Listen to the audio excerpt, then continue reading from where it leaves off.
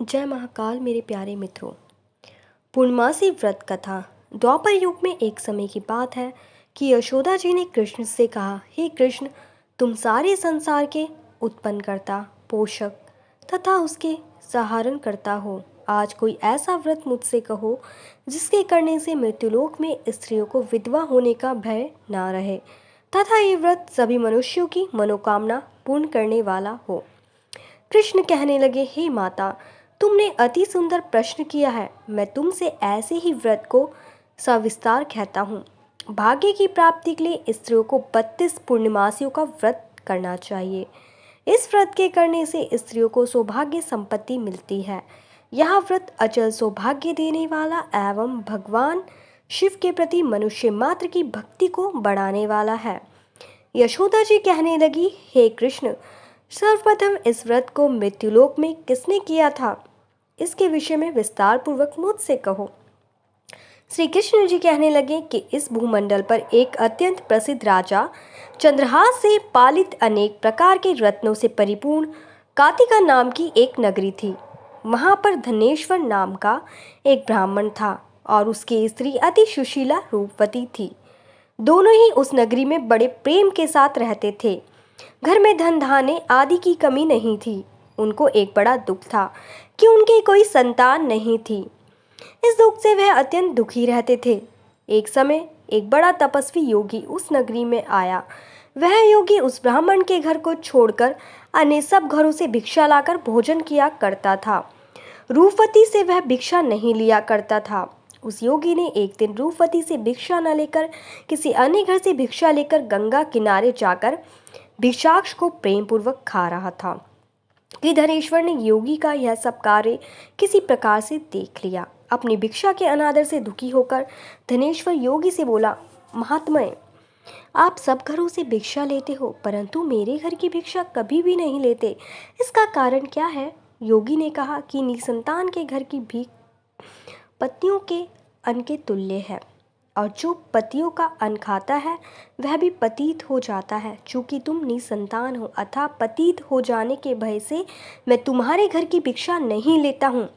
धनेश्वर यह बात सुनकर अपने मन में बहुत दुखी हुआ और हाथ जोड़कर योगी के पैरों पर गिर पड़ा तथा अंतर्भाव से कहने लगा, हे महाराज, यदि ऐसा है तो आप मुझको पुत्र प्राप्ति का उपाय बताइए। आप सर्वज्ञ हैं, मुझ पर अवश्य ही यह कृपा कीजिए। घर की मेरे घर में कोई कमी नहीं है, धन की मेरे घर में कोई कमी नहीं है, परंतु मैं पुत्र न होने के कारण अत्यंत दुखी हूँ। आप मेरे इस दुख का कारण हरण करें, आप सामर्थ्यवान हैं। यह सुनकर योगी कहने लगे, हे ब्राह्मण, तुम चंडी की आराधना करो। घर जाकर उसने अपनी स्त्री से सब वृत्तांत कहा और स्वयं तप के निमित्त वन में चला गया। वन में जाकर उसने चंडी की उपासना की और उपवास किया। चंडी ने 16वें दिन उसको स्वप्न में दर्शन दिया और कहा, हे धनेश्वर, जा, तेरे पुत्र होगा, परंतु वह 16 वर्ष की आयु में ही मृत्यु को प्राप्त हो जाएगा। यदि तुम दोनों स्त्री पुरुष 32 पूर्णमासियों का व्रत विधि पूर्वक करोगे तो वह दीर्घायु होगा। जितनी तुम्हारी सामर्थ्य हो आटे के दिए बनाकर शिव जी का पूजन करना, परंतु पूर्णमासी को 32 जो जाने चाहिए। प्रातःकाल होने पर इस स्थान के समीप ही तुम्हें एक आम का वृक्ष दिखाई देगा। उस पर तुम चढ़कर एक फल तोड़कर शीघ्र अपने घर चले जाना। अपनी स्त्री से सब वृत्तांत कहना। ऋतु स्नान के पश्चात वह स्नान होकर श्री शंकर जी का ध्यान करके उस फल को खा लेगी। तब शंकर भगवान की कृपा से उसको गर्भ हो जाएगा। जब वह ब्राह्मण प्रातःकाल उठा तो उसने उस स्थान के पास ही एक आम का वृक्ष देखा जिस पर एक अत्यंत सुंदर आम का फल लगा हुआ था। उस ब्राह्मण ने उस आम के वृक्ष पर चढ़कर उस फल को तोड़ने का प्रयत्न किया, परंतु वृक्ष पर कई बार प्रयत्न करने पर भी वह ना चढ़ पाया। तब तो उस ब्राह्मण को बहुत चिंता हुई और विघ्न विनाशक श्री गणेश जी की वंदना करने लगा। हे दयानिधे, अपने भक्तों के विघ्नों का नाश करके उनके मंगल कार्य को करने वाले, दुष्टों का नाश करने वाले, रिद्धि सिद्धि के देने वाले, आप मुझ पर कृपा करके इतना बल दें कि मैं अपने मनोरथ को पूर्ण कर सकूं। इस प्रकार गणेश जी की प्रार्थना करने पर उनकी कृपा से धनेश्वर वृक्ष पर चढ़ गया और उसने एक अति सुंदर आम का फल देखा। उसने विचार किया कि जो वरदान से फल मिला था यह वही है और कोई फल दिखाई नहीं देता। उस धनवेश्वर ब्राह्मण ने जल्दी से उस फल को तोड़कर अपनी स्त्री को लाकर दिया और उसकी स्त्री ने अपने पति की कथा अनुसार उस फल को खा लिया। और वह गर्भवती हो गई। देवी जी की असीम कृपा से एक अत्यंत सुंदर पुत्र उत्पन्न हुआ, जिसका नाम उन्होंने देवीदास रखा।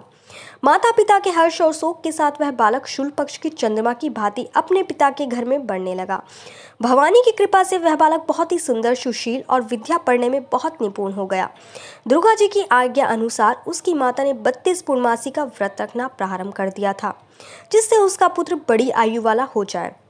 16वां वर्ष लगते ही देवीदास के माता पिता को बड़ी चिंता हो गई कि कहीं उनके पुत्र की इस वर्ष मृत्यु न हो जाए। इसलिए उन्होंने अपने मन में विचार किया कि यदि यह दुर्घटना उनके सामने हो गई तो वो कैसे सहन कर सकेंगे।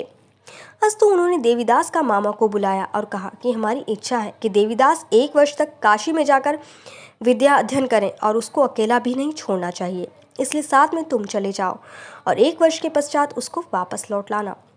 सब प्रबंध करके उसके माता पिता ने काशी जाने के लिए देवीदास को एक घोड़े पर बिठाकर उसके मामा को उसके साथ कर दिया, किंतु यह बात उसके मामा या किसी और से नहीं की। धनेश्वर ने सपलीक अपने पुत्र की मंगल कामना तथा दीर्घायु के लिए भगवती दुर्गा की आराधना और पूर्णमासियों का व्रत करना आरंभ किया। इस प्रकार बराबर 32 पूर्णमासी का व्रत पूरा किया। कुछ समय पश्चात एक दिन वह दोनों मामा और भांजा मार्ग में रात्रि बिताने के लिए किसी ग्राम में ठहरे हुए थे। उस दिन उस गांव में एक ब्राह्मण की अत्यंत सुंदरी, सुशीला, विदुषी और गुणवती कन्या का विवाह होने वाला था। जिस धर्मशाला के अंदर वह वर की उसकी बारात ठहरी हुई थी, उसी धर्मशाला में देवीदास और उसके मामा भी ठहरे हुए थे। संयोगवश कन्या को तेल आदि चढ़ाकर मंडप आदि का कृत्य किया गया तो लग्न के समय वर को धनुवार्थ हो गया। अस्तु वर के पिता ने अपने कुटुंबियों में परामर्श करके निश्चय किया कि यह देवीदास मेरे पुत्र जैसा ही सुंदर है, मैं इसके साथ ही लग्न करा दूं और बाद में विवाह के अन्य कार्य मेरे लड़के के साथ हो जाएंगे। ऐसा सोचकर देवीदास की मामा से जाकर बोला कि तुम थोड़ी देर के लिए अपने भांजे को हमें दे दो, जिससे विवाह के लग्न का सब कृत्य सुचारू रूप से हो सके। तब उसका मामा कहने लगा कि जो कुछ भी मधुपर्क आदि कन्यादान के समय वर को मिले वह सब हमें दे दिया जाए, तो मेरा भांजा इस बारात का दूल्हा बन जाएगा। यह बात वर के पिता ने स्वीकार कर लेने पर उसने अपना भांजा वर बनने भेज दिया और उसके साथ सब विवाह कार्य रात्रि में विधिपूर्वक संपन्न हो गया। पत्नी के साथ वह भोजन ना कर सका और अपने मन में सोचने लगा कि ना जाने यह स्त्री होगी। वह एकांत में इसी सोच में गर्म निश्वास छोड़ने लगा तथा उसकी आंखों में आंसू भी आ गए। तब वधू ने पूछा, क्या बात है, आप इतने उदासीन व दुखी क्यों हो रहे हो? तब उसने सब बातें जो वर के पिता व उसके मामा में हुई उसको बतला दी। तब कन्या कहने लगी, यह भ्रम विवाह के विपरीत हो कैसे सकता है? देव, ब्राह्मण और अग्नि के सामने मैंने आपको ही अपना पति बनाया है, इसलिए आप ही मेरे पति हैं। मैं आपकी ही पत्नी रहूंगी, किसी अन्य की कदापि नहीं। तब देवीदास ने कहा, ऐसा मत करिए, क्योंकि मेरी आयु बहुत थोड़ी है। मेरे पश्चात आपकी क्या गति होगी, इन बातों को अच्छी तरह विचार लो।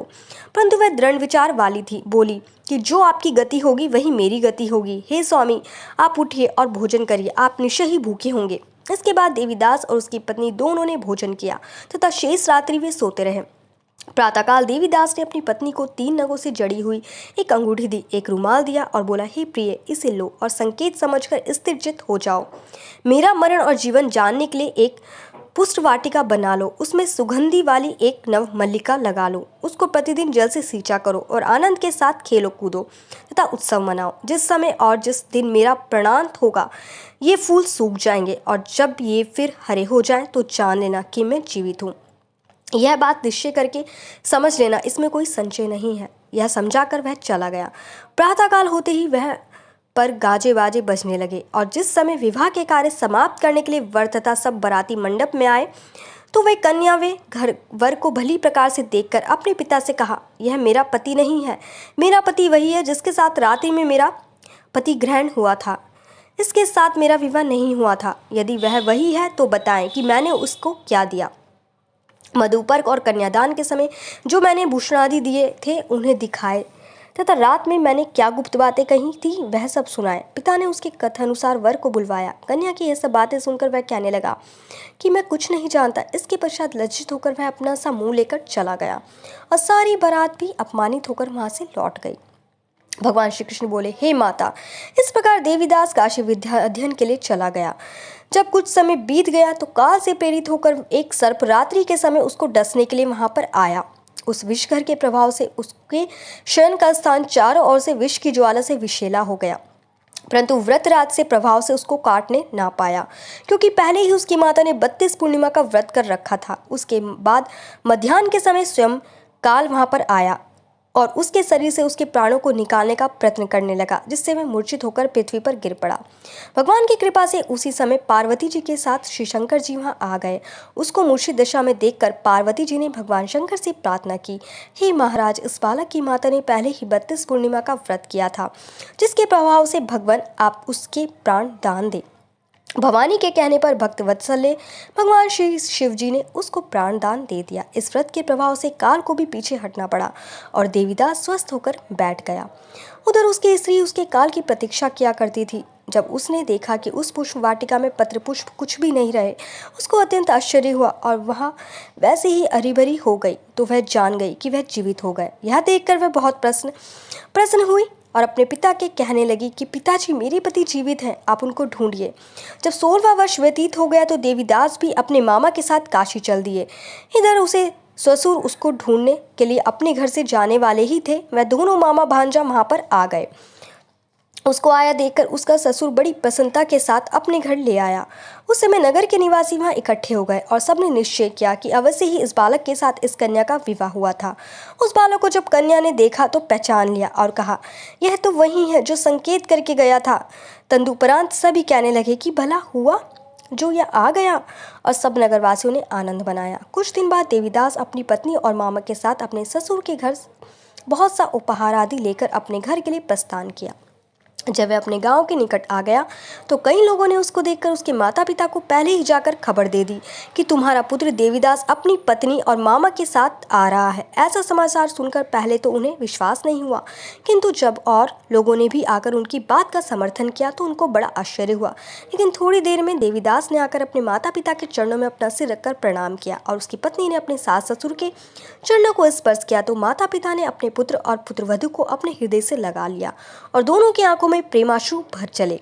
अपने पुत्र और पुत्रवधू के आने की खुशी में धनेश्वर ने बड़ा भारी उत्सव बनाया और ब्राह्मणों को भी बहुत सी दान दक्षिणा देकर प्रसन्न किया। श्री कृष्ण जी के कहने लगे, इस प्रकार धनेश्वर 32 पूर्णिमा को व्रत के प्रभाव से पुत्रवान हो गया। जो भी स्त्रियां इस व्रत को करती हैं वे जन्म जन्मांतर में वैधव्य का दुख नहीं भोगती और सदैव सौभाग्यवती रहती हैं। यह मेरा वचन है, इसमें कोई संदेह नहीं मानना।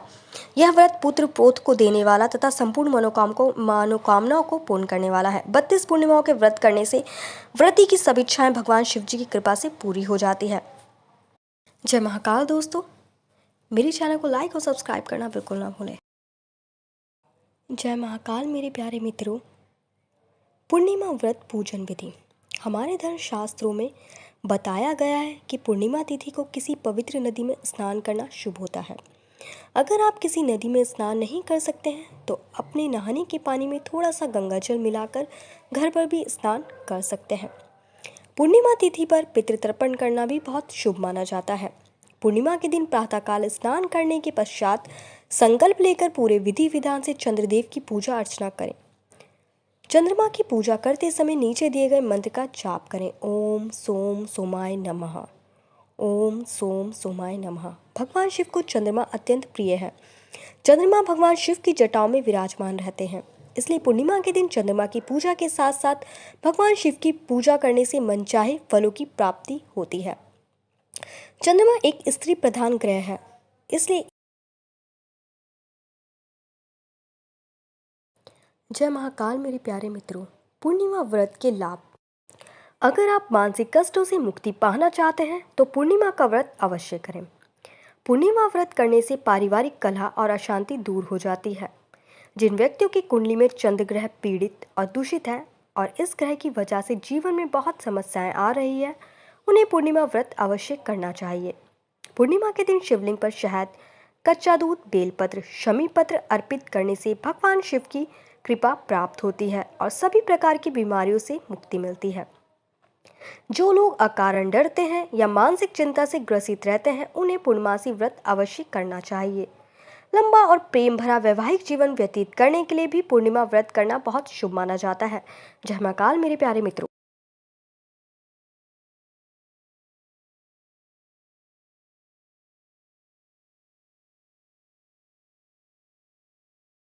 जय महाकाल मेरे प्यारे मित्रों।